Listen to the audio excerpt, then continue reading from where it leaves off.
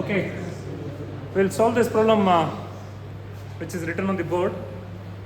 Mass of the flywheel of an engine is 6.5 tons. I think, can you imagine an engine which is 6,500 kgs? So these were actually numericals which were actually from 19th century, I mean. So which were actually big steam engines. So maybe to power ships or something. So this is 6.5 tons. So mass of the flywheel. Okay. So mass of the flywheel is 6.5 tons. So mass of the engine is 6.5 tons. So what is 1 ton, man? 1000 kgs. So this is 6500 kgs.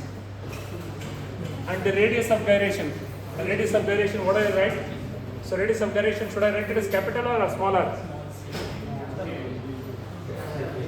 Radius of gyration is written by what term? Huh? Capital R. K. I is equal to mk square. So K, radius of gyration is 1.8 meters. And it is found from the TMD that delta E, that is the fluctuation of energy, is 56 kilonewton meter. And if the mean speed of the engine is 120 rpm. Say this RPM, 120 rpm. So what is your engine speeds? So it is always 1000 plus because the idling speed itself is around 1000. So these are very slow speed engines. These are very slow speed engines and these are very big engines. These big engines can't rotate like 5000, 6000 rpm. This will rotate like this. Okay. So this is like 120 rpm. So 120 rpm, what do I write? So should I write it as N1 or N2 or N? N. N is the average speed, which is 120 rpm. 120 rpm. You are supposed to find N max. N max, you can call it as N1, and N minimum, you can call it as N2. Okay. But you already know few things. What is N in terms of N1 and N2? It is N1 plus N2 divided by 2. So that is the average RPM. And also, in the previous derivation that you saw, delta E, that is this fluctuation of energy, is actually given by what equation? So fluctuation of energy is given by what equation? At the end of the equation, you derived something, no? Now what is the equation? ಏನು derive ಮಾಡಿದ್ದು? I omega square CS. Guys, this is the derivation that we did last class. I omega square CS. Okay. So using this equation, we are supposed to find N max and N minimum. And also you know what is actually CS, coefficient of fluctuation of speed. So what is actually coefficient of fluctuation of speed? CS. So what is coefficient of fluctuation of speed? So that is N max, N1 minus N minimum, N2 divided by N. What is N? N is already here. Okay, we know this. So we are supposed to find out CS first. Then using this, we are supposed to find N1 and N2. Okay. Now, let us find out the I of the engine, the moment of inertia of the engine. So what is actually I? Oh, now what is the formula of I? Mk square. I is equal to Mk square. So let me write. Okay, let me find out this. Okay, let's substitute directly. I is equal to Mk square. Mk square. What is omega? Basically, angular velocity. It is not omega 1 or omega 2. It is omega. Omega 1 refers to angular velocity at maximum speed. Omega 2 refers to angular velocity at minimum speed. Omega refers to angular velocity at mean speed. So omega refers to this.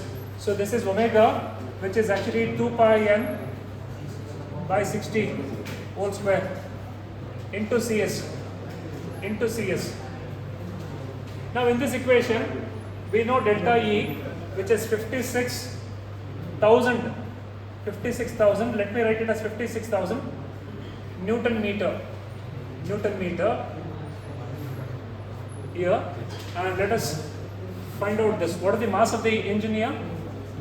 6,500 kg. 6,500 kg of engine multiplied by k square. What is k? Radius of gyration. Radius of gyration is 1.8 meter. Guys, this is 1.8 meter. The radius of the flywheel is this. The diameter is double. So you can imagine this flywheel is as tall as this. From the roof to this, you can't even handle. I think you need a crane to just lift the flywheel and mount it onto the engine. Such a big flywheel. Okay. So radius of gyration is 1.8 meters. So 1.8 meters square. What, man? You said something? And then this is, of course, this is 60 seconds. So you can now find out this. So you can substitute this 2 pi n, 2 into 3.14 into n. So n is how much RPM? 120 RPM. So you are dividing it by 60. Guys, it is given in RPM, so you are dividing it by 60. Otherwise, you directly write it, and that squared multiplied by CS. Guys, you see here, basically, if you see, suppose if you look at the units, you are looking at the units like this: kg, meter square per second square. Here, the second squared. So kg meter square per second square can be written as kg meter per second square into meter. So kg meter per second square is nothing but newtons. So here you got Newton meters, here you got Newton meters. So the equation is balanced. It's simply not randomly you are substituting these values, you are substituting this like this. So this is kg meter square per second square it is. So it becomes like this. Now can you tell me what is CS, guys, here? So computer science, yesterday somebody said, no? CS is what? Coefficient of fluctuation of speed is given by, so you play with this equation and use your calculator and get the answer. 0.016. Okay. So you have this 0.016. So you have this 0.016. You already know that the coefficient of fluctuation of speed is nothing but n1 minus n2. n1 minus n2. This is nothing but n1 minus n2 divided by n. Guys. Okay.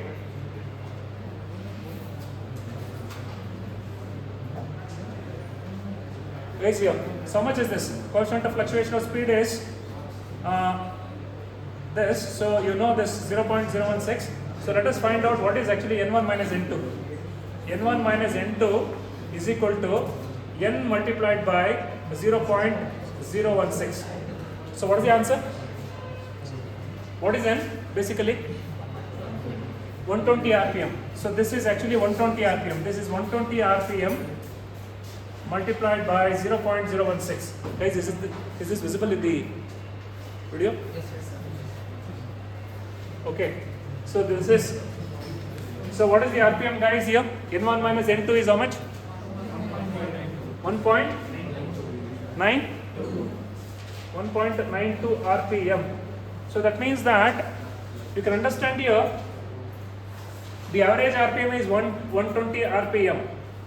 And N1 minus N2, N1 is here and N2 is here. And and what is this difference?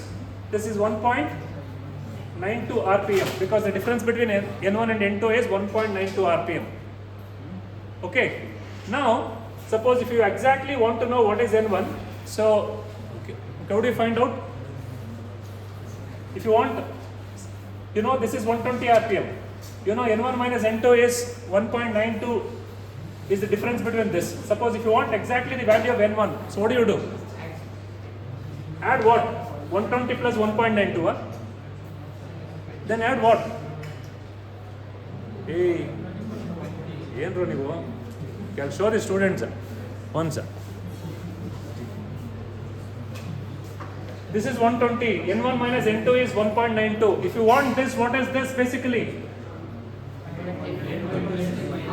1.92 divided by 2.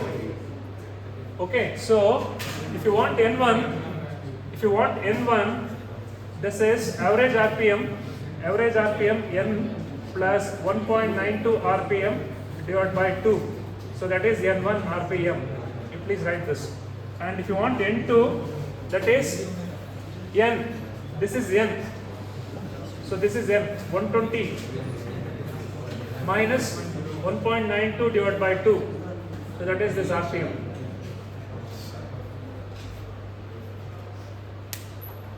So this is how you try to find out maximum speeds and minimum speeds. Of course, you see that since the flywheel is so big, because of this huge mk square, the CS is very small. Guys, you can see here, see in this equation, for this value, if this value becomes smaller, then CS will be larger. You can see this flywheel is 6,500 kgs. Suppose if it was like 650 kgs, then the CS would have increased by a value like 0.16. If it is 0.16, then what would have happened? Then this would have come, how much? 19.2 RPM. Then this should have come like 120, 19.2. Half of that is almost like 9.8. Okay, sorry. How much? 9.6. 9.6. So 9.6. So the RPM variation would be larger. Suppose if you had this mass smaller, then this RPM would have gone from 120 to 129.2. It would have come down to 111. Now since you have got a very big flywheel, the fluctuations in the engine speeds are lower for the same. Now for this amount of 56, that is fluctuation of energy, that is